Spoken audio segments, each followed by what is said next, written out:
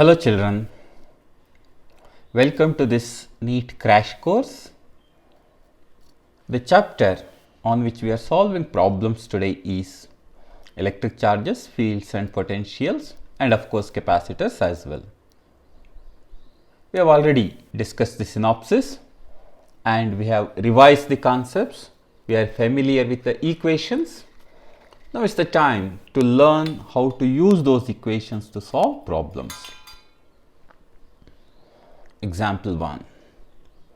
4 charges 2 coulomb, minus 3 coulomb, minus 4 coulomb and 5 coulomb respectively are placed at all the corners of a square. Which of the following statements is true for the point of intersection of the diagonals? The charges are 2, minus 3, minus 4 and 5. Let us show the construction.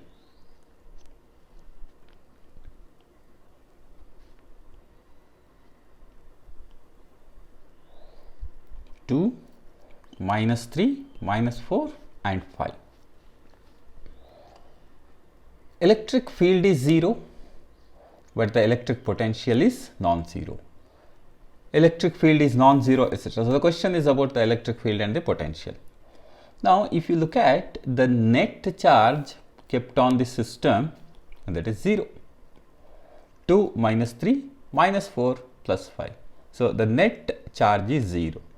Which means that the net potential at the center is 0. As the potential is a scalar quantity, we can add the potentials due to each of the charges. Observe that all the charges are equidistant from the center and thus the potential at the center happens to be 0. What about the electric field? Let us see. The electric field due to this 2 coulomb charge is along this direction. Due to minus 3 it is along this direction, due to minus 4 it is along this direction, due to plus 5 it is along this direction. So there is an electric field due to the system. The electric fields are not equal and opposite and therefore the electric field is not 0. The electric field is not 0 at the center while the potential is 0 at the center. So which is our correct option? Electric field is non-zero but the electric potential is 0. B is our correct choice. Example 2. A spherical conductor of radius r is charged with q units of negative charge. The escape velocity of a particle of mass m and charge small q from the surface of this conductor would be. Alright. Here is a spherical conductor and the total charge on this spherical conductor is q. Remember, it carries charges on its surface, so there is a negative charge. And its radius is r and you have kept a charge q on its surface and you want it to escape. Which means that the energy which is possessed by the system must be equal to the energy because of which starts moving. That means the kinetic energy of this particle should be equal to potential energy of the system. What is the kinetic energy? Half mv square. Potential energy of a pair of charges, is given by 1 by 4 pi epsilon naught q divided by r. So for all practical purposes, I can treat the spherical conductor as a point charge at its center for energy calculation. Therefore, V is equal to 1 by 4 pi epsilon naught m r and here is to q under root. And it simplifies root of q divided by 2 pi epsilon naught m r. That is root of q divided by 2 pi epsilon naught m r. Is the escape velocity. Which is our correct choice? A. Example 3. The electric field due to a charge at a distance of 3 meters from it is 500 Newton per coulomb. The magnitude of the charge is a simple problem. The electric field due to a point charge is given by 1 by 4 pi epsilon naught q divided by r square. And he says that the electric field is 500, the charge is to be found out. So, q is equal to E into 4 pi epsilon naught into r square, right. So, this is 500 and this is 4 pi epsilon naught. I can write it as 1 by 4 pi epsilon naught, 1 by 9 into 10 to the power of 9 into r square, that is 9. So, if you simplify it, what do we get? This is going to be 500 into 10 to the power of minus 9, or this is nothing but 0.5 microcoulomb. 0.5 microcoulomb is the charge present on this. So, D is our correct option.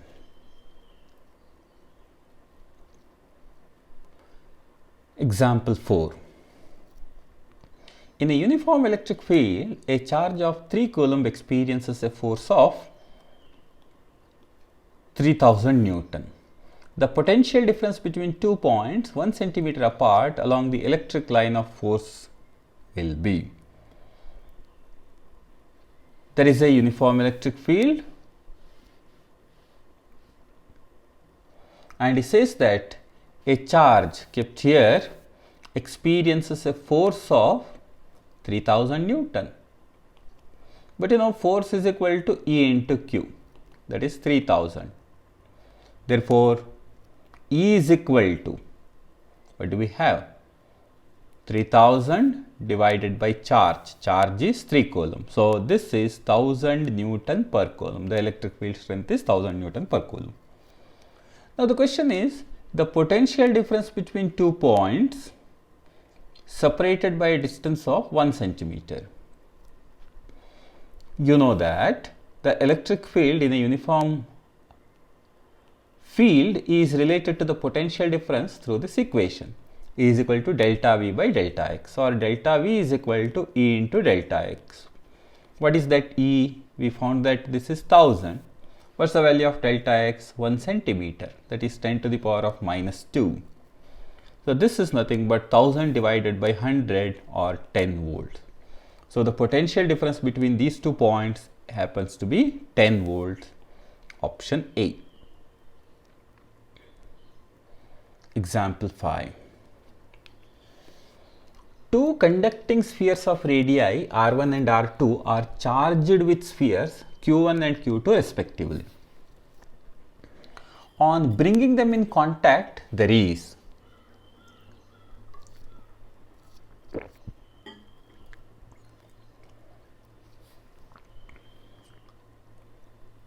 no change in the energy, an increase in the energy, always decrease, a decrease in the energy if Q1 R2 is not equal to Q2 R1. Remember, during charge sharing, there is always a loss in energy provided some condition is met. But there is no question of increase in the energy. Remember, let us look at this one.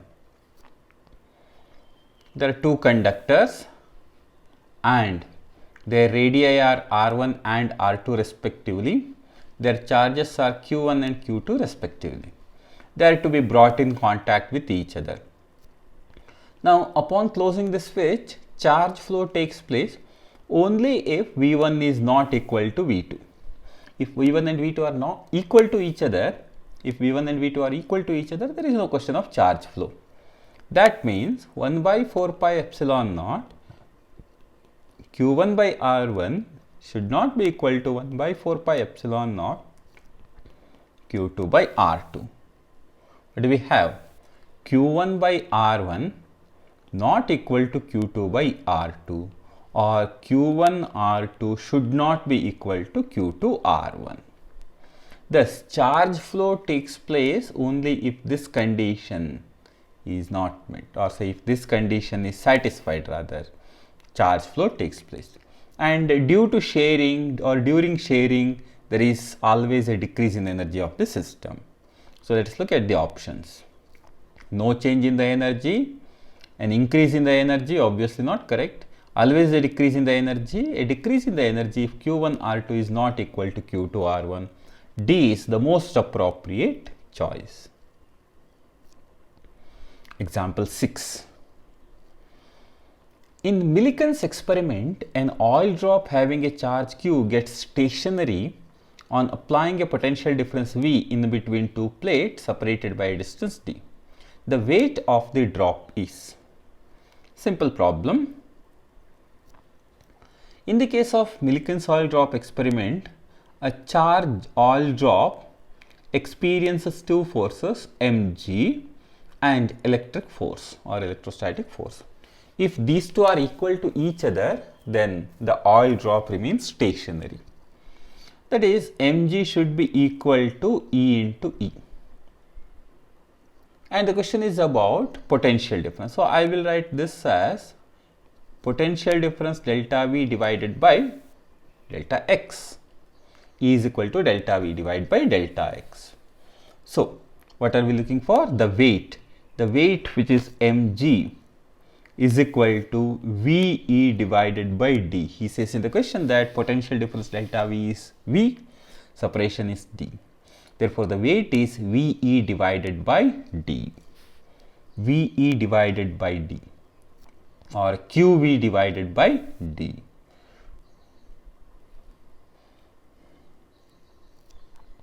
D is our correct choice. Example 7. Electric field intensity at a point in between two parallel sheets with like charges of same surface charge densities is. Okay.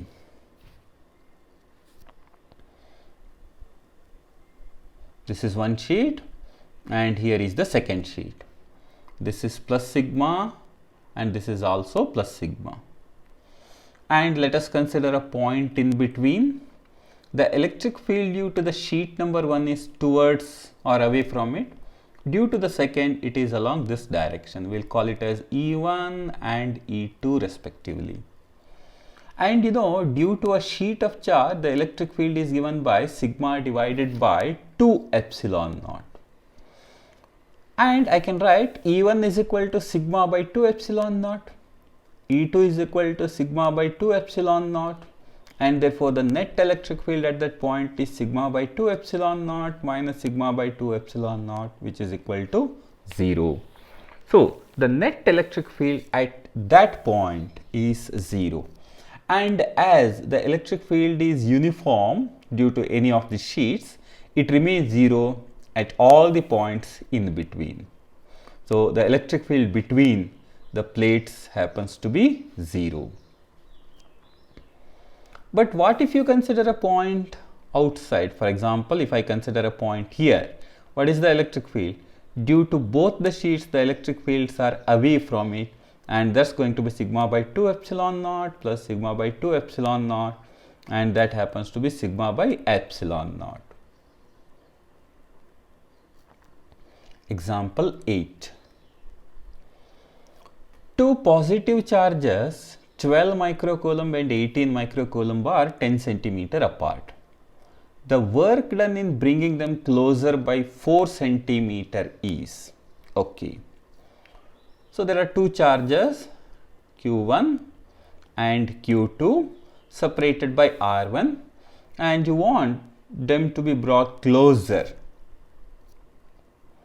to a separation of R2. So clearly external work has to be done, and work done is equal to final potential energy minus initial potential energy. What is it? Final potential energy is 1 by 4 pi epsilon naught Q1 Q2 divided by R2 minus initial potential energy is 1 by 4 pi epsilon naught Q1 Q2 divided by R1. So if you simplify it further, what do we get? 1 by 4 pi epsilon naught Q1 Q2 into 1 by R2 minus 1 by R1. That is the potential energy or change in potential energy, and we can simplify it further.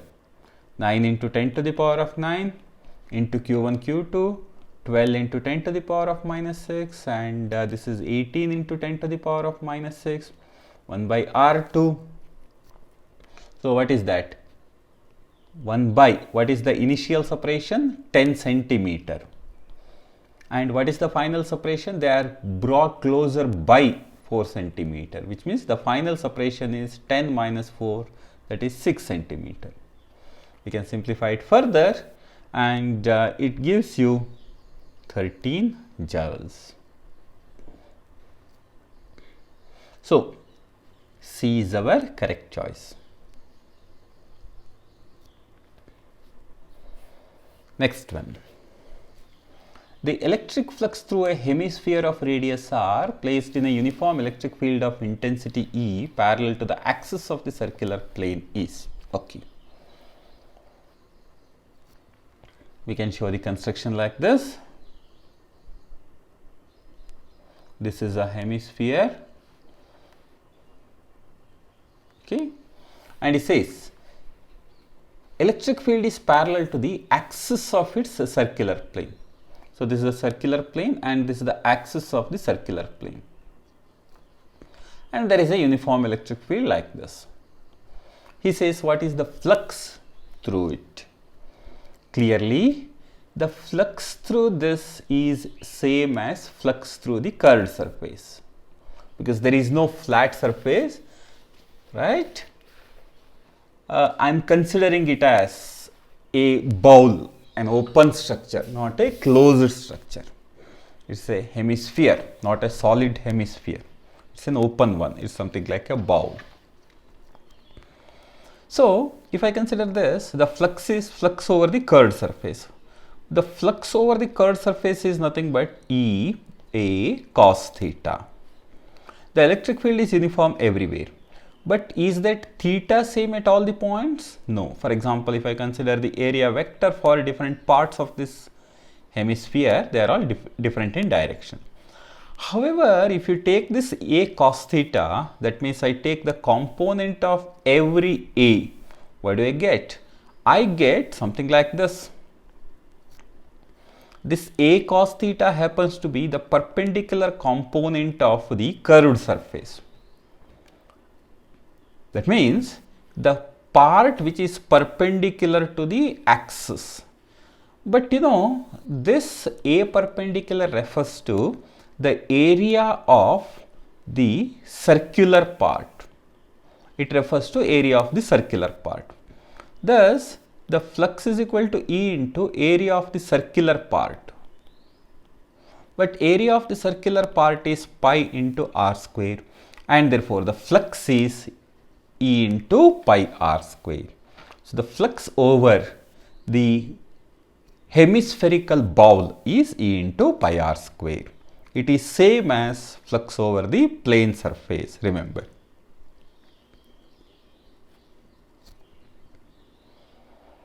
Next one.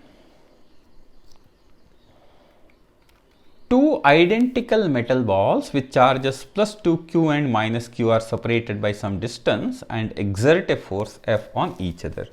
They are joined by a conducting wire which is then removed. The force between them will be, okay. So the construction is here. This is one conductor and this is the other conductor.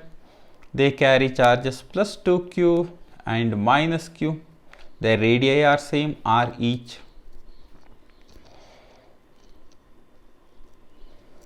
And the force between them is F, initial force is F.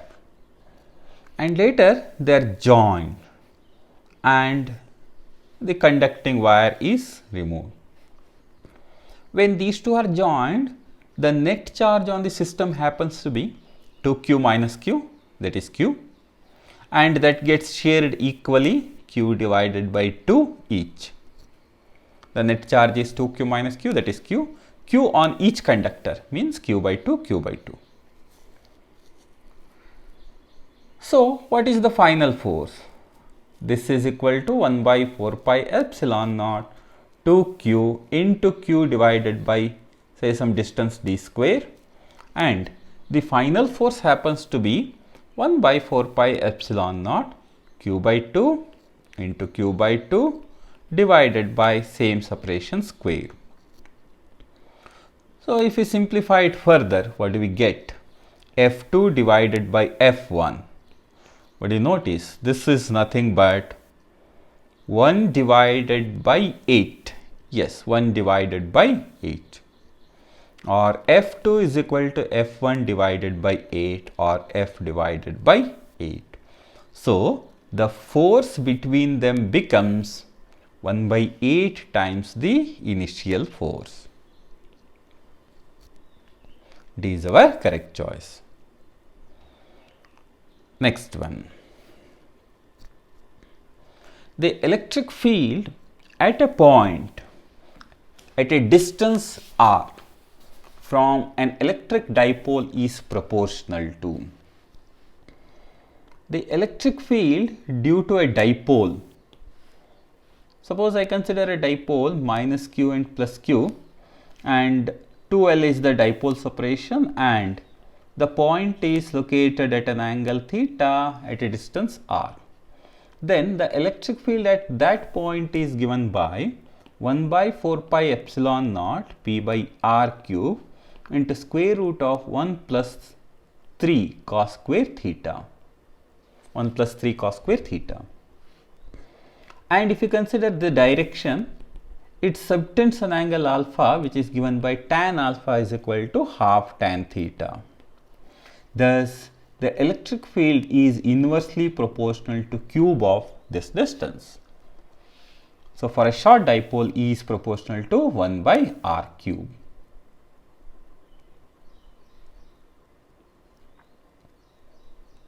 C is the correct choice. Example 12. The electric intensity due to a dipole of length 10 centimeter and having a charge of 500 microcoulomb at a point on the axis at a distance of 20 centimeter from one of the charges in air is. There is a dipole minus q plus q and 2L is the dipole length, and the question is, what is the electric field at a distance of 20 centimeter on the axis? So, the point is here.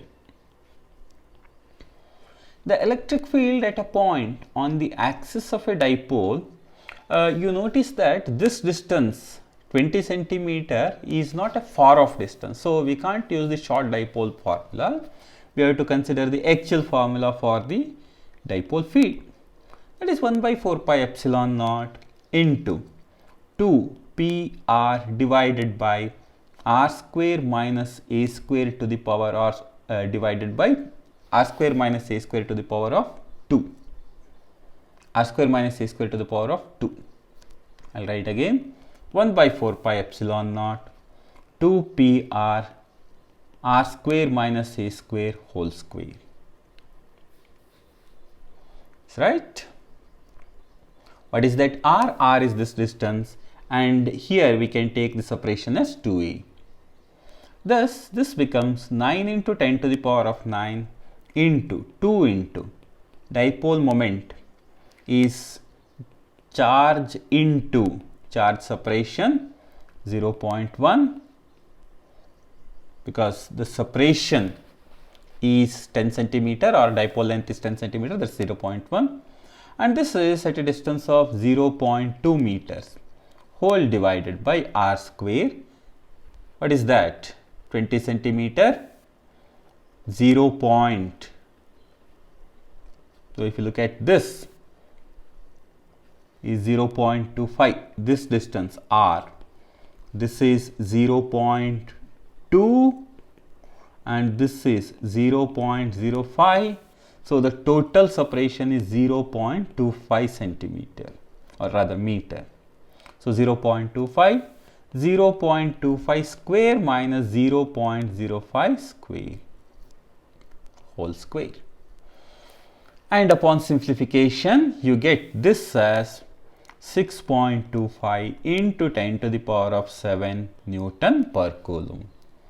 So, the electric field is 6.25 into 10 to the power of 7 Newton per coulomb. A is our correct choice. Now some problems on capacitors. First one, consider a parallel plate capacitor having plates of unequal area.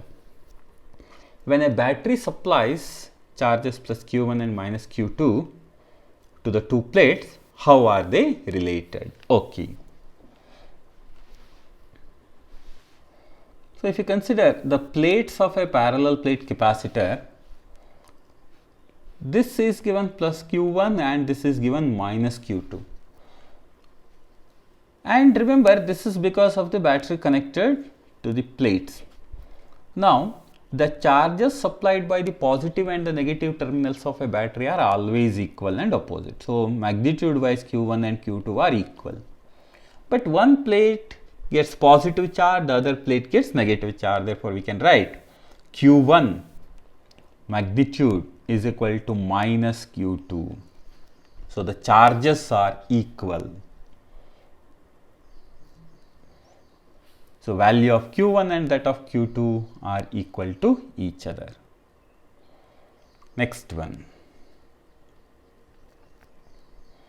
In a capacitor of 20 microfarad, the distance between the plates is 2 millimeter.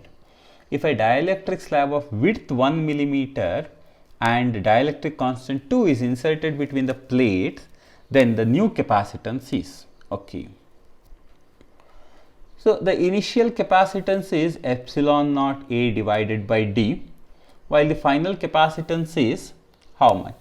Epsilon naught A divided by D minus T plus T divided by K. You may wish to recall this.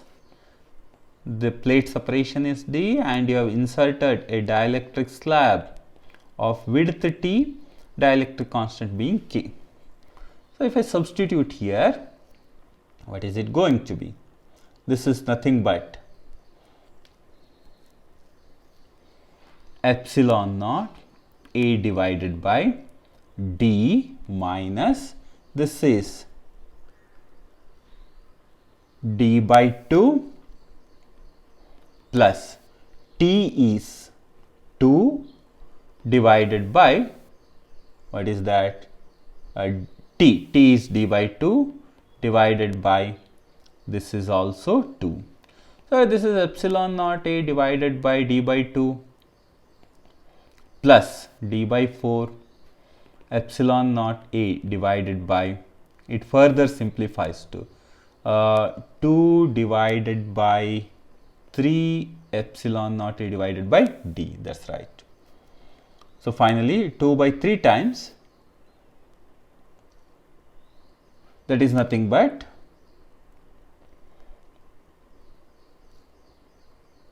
two by 3 times epsilon naught A, right? And if I simplify it further, it becomes 4 by 3 times, yeah, into 2 divided by D epsilon naught A divided by D. But this is the initial capacitance. You know the initial capacitance is how much? That is 20 microfarad. So, this is nothing but 80 by 3 microfarad, but you know the value of 80 by 3 is 26.6. So, the capacitance is 26.6 microfarad. Example 15. In how many ways one can arrange 3 identical capacitors taking either 1 or 2 or 3 capacitors together to obtain distinct effective capacitors? So, let us look at all the possibilities here. I can take 1 or I can take 2 in series, or I can take 2 in parallel, right? This is the second one, third one, and I can take all the 3 in series, or I can take all the 3 in parallel,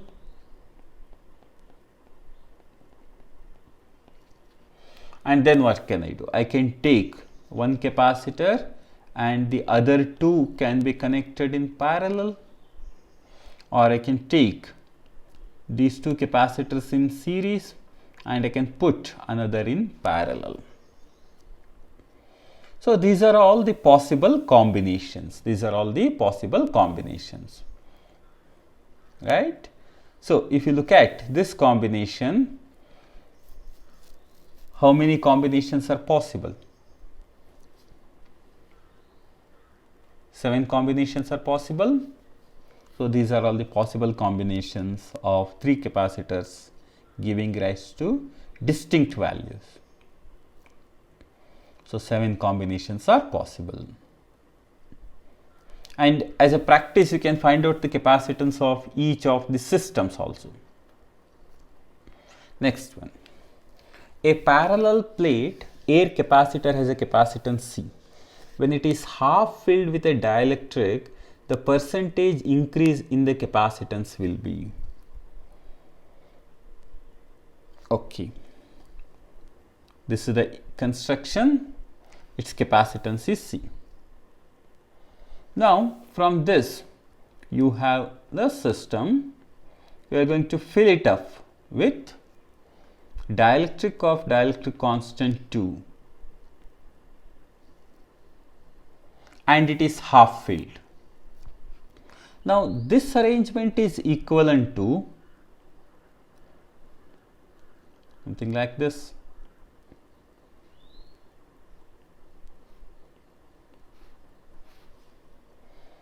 So let's find out the capacitance of this arrangement. I'll call it as C1, I'll call it as C2. C1 and C2 are connected in parallel. So what is C1?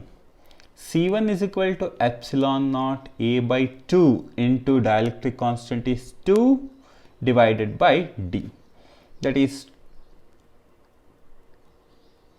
epsilon naught A divided by D same as C, because initially it is epsilon naught A divided by D. C2 is epsilon naught A by 2 divided by D, that is the same as epsilon naught A divided by 2D or C by 2. How are they connected? They are connected in parallel. Therefore, the equivalent capacitance is C1 plus C2. C plus C by 2, 3C divided by 2. So, the effective capacitance of this arrangement or the new capacitance is 3C divided by 2. Therefore, the percentage change is delta C divided by C, 3C divided by 2 minus C divided by C, or C by 2 divided by C, or this corresponds to 50%. So, the capacitance increases by 50%.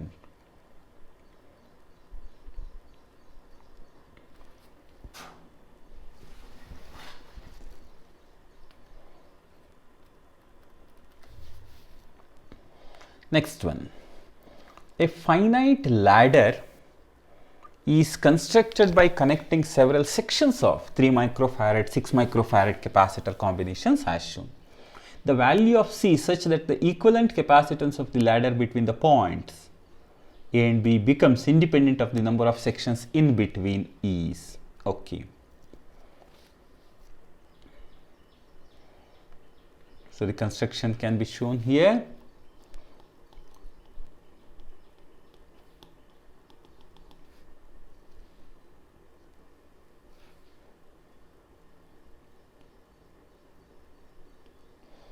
This is 6 and each one of them are 6 microfarad. This is C and you got 3 microfarad here and another 3 and so on, and this is A, this is B. These are all 3 microfarad each.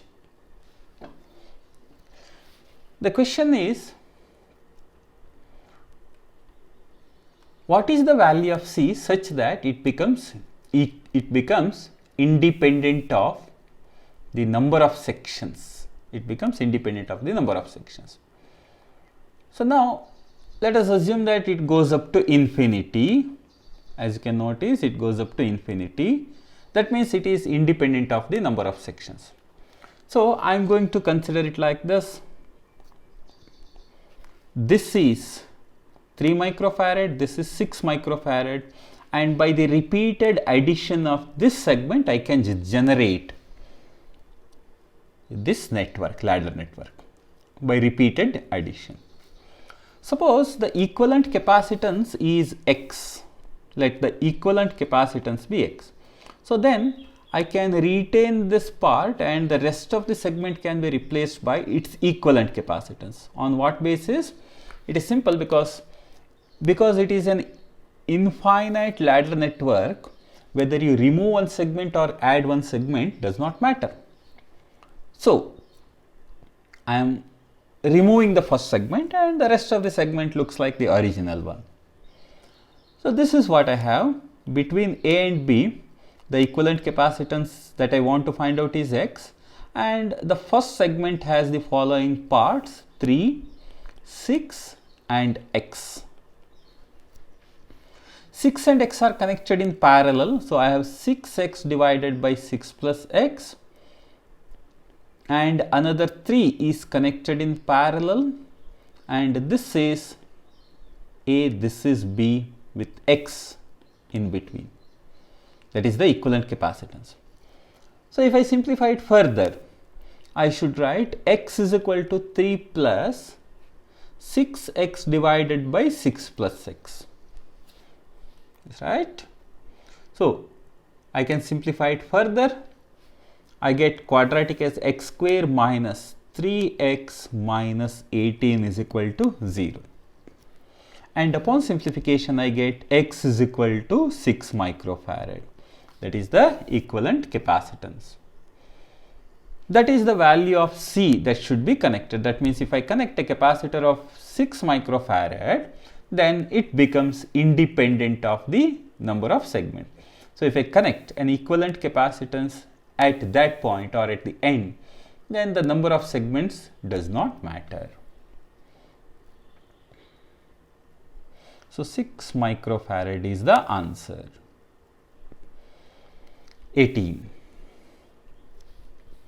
In the given circuit, a charge of 80 microcoulomb is given to the upper plate of the 4 microfarad capacitor. Then in steady state, the charge on the upper plate of the 3 microfarad capacitor is, okay, the question is upper plate of 3 microfarad capacitor. So this is what I am looking for. Let us draw the construction here.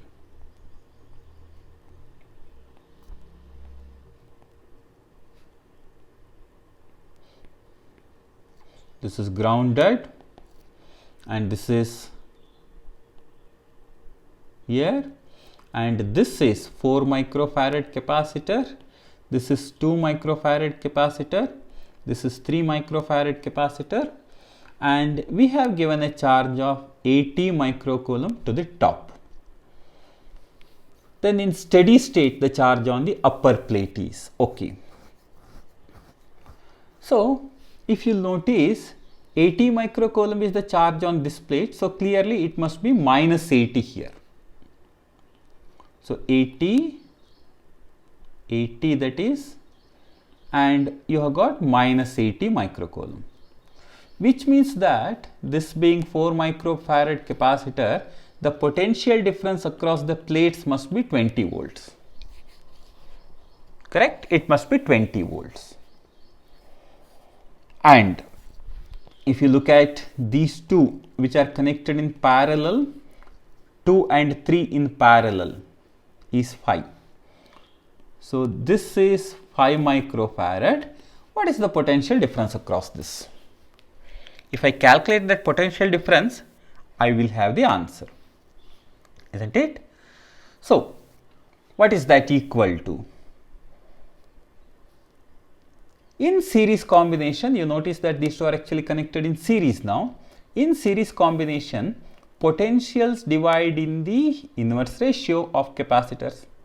So if I call the potential difference across this as V, 20 divided by V should be 5 by 4. So 20 divided by V should be 5 by 4, or V is equal to 80 divided by 5, that is 16. So potential difference across this is 16 volts. which means that the potential difference across 2 microfarad is 16, across 3 microfarad also it is 16. So across 3 microfarad capacitor, the potential difference is 16 volts. So I know the potential difference, I know the capacitance. Now it is pretty easy to calculate the charge. What is that? Plus 48 microcoulomb minus 48 microcoulomb. Thus the charge on the top plate of the 3 microfarad capacitor is plus 48 microcoulomb. So the answer is plus 48. You can also answer this in a slightly different way. How? Look at this.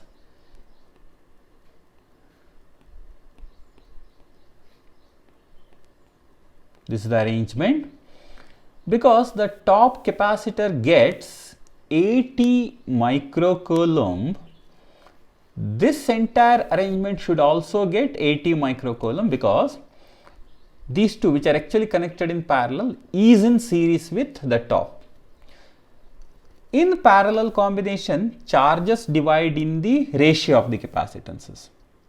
What are the capacitances here? 2 microfarad and 3 microfarad. So now I want 80 to be divided in the ratio 2:3. So how to divide 80 in the ratio 2:3? So is it 32 and 48? Is that correct? You can check it for yourself. If I divide 80 in the ratio 2:3, I get 32 and 48. And thus the charge on the top plate happens to be 48, that is 48 microcoulomb. So the answer is the charge on this plate happens to be 48 microcoulomb. Next one.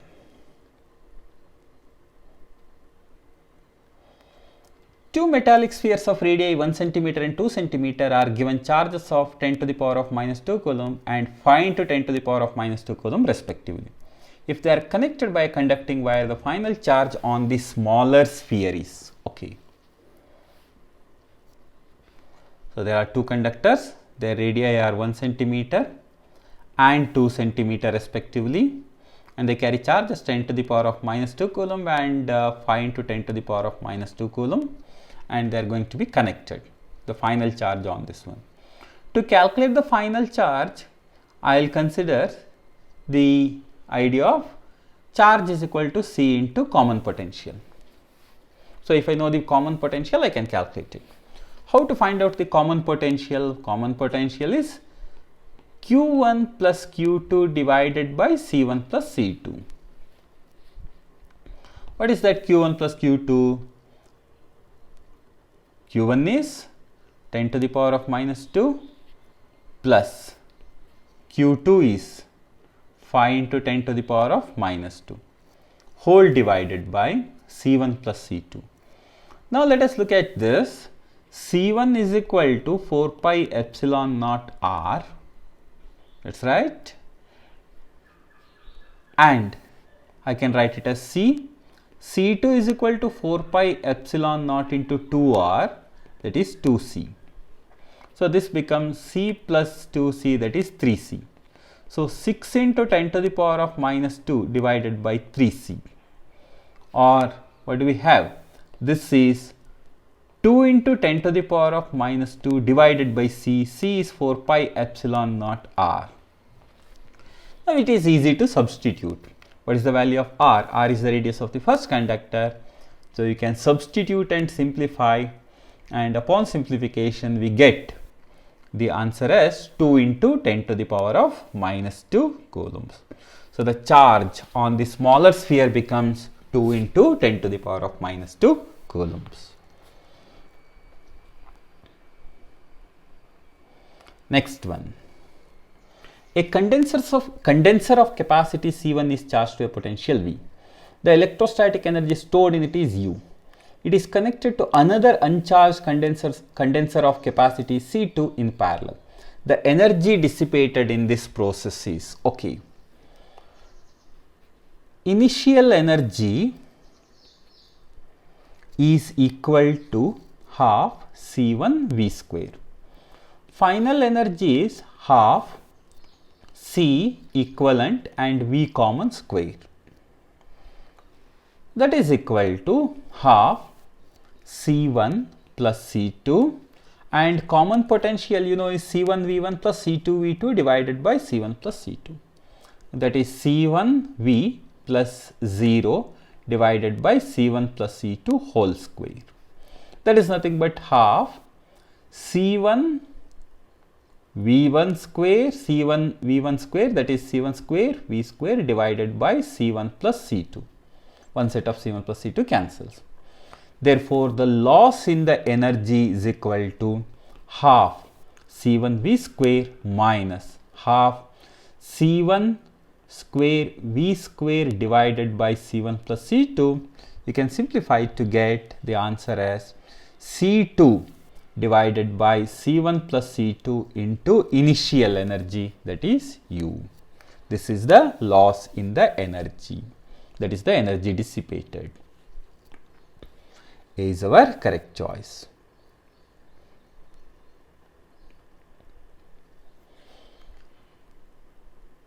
Next one. A conducting sphere of radius 10 cm is charged to 10 microcoulomb. Another uncharged sphere of radius 20 cm is allowed to touch it for some time.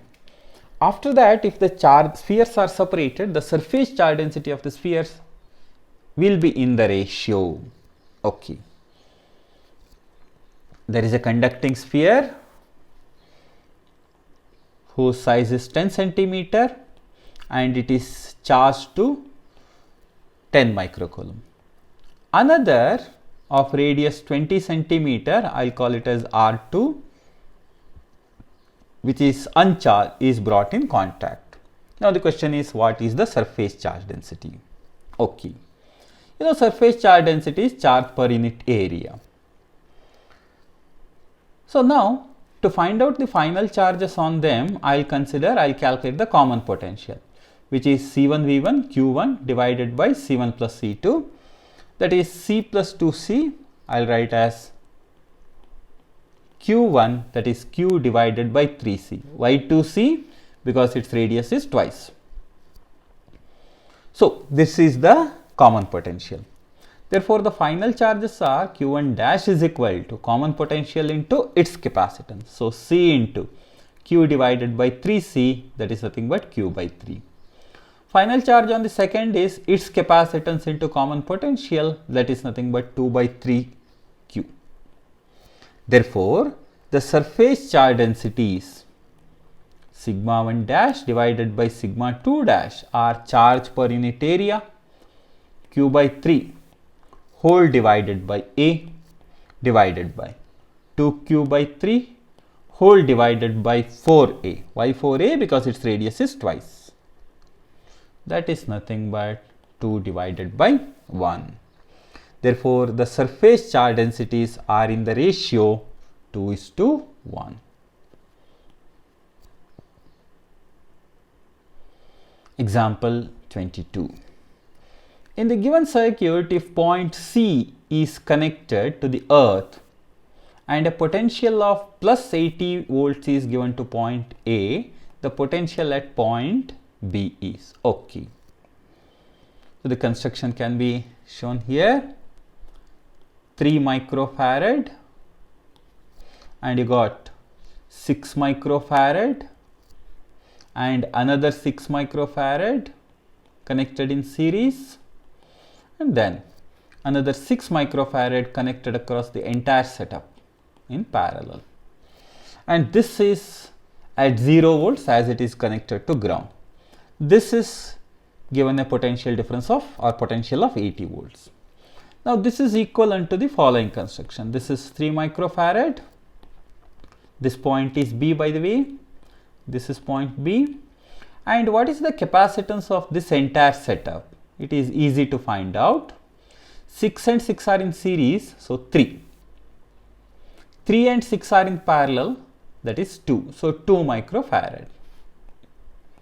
Now, in series combination, potentials divide in the inverse ratio of the capacitances.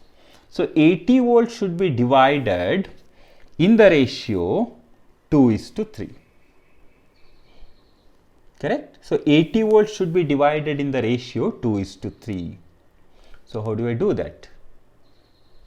I'm sorry, this is not 2 microfarad, that is actually 9 microfarad, isn't it? So 6 and 6 in series gives you 3. 3 and 6 are in parallel. My fault, this is 9 microfarad. So now, if V1 and V2 are the potential differences, V1 by V2 should be equal to, what is that? 9:3 or 3:1. So I need to divide it in that ratio. So I will divide 80 volts into 4 parts, which means 20 is each part. So 20 into 3 is 60, 60 and 20. Therefore, this across this 3 microfarad, there is 60 volt. Across 9 microfarad, what is it? It is 20 volts. This is 80 volts and this is 0. And the point B is here. So, this is 80 volts and the potential drops by 60. Correct? Therefore, what is the potential over there? So, the potential, you can show it again, 0, and this is at 80 volts. The potential decreases by 20 volts as you cross this, 60 volts as you cross this. Therefore, the potential at point B is equal to 80 minus 60, that is 20. So 80 volts minus 60 volt and 20 volts. So the potential at point B is 20 volts. Okay, so with that problem, we have come to the end of this discussion. Dear children, please practice these problems, get a good grip on the concepts and remember the equations. All the best.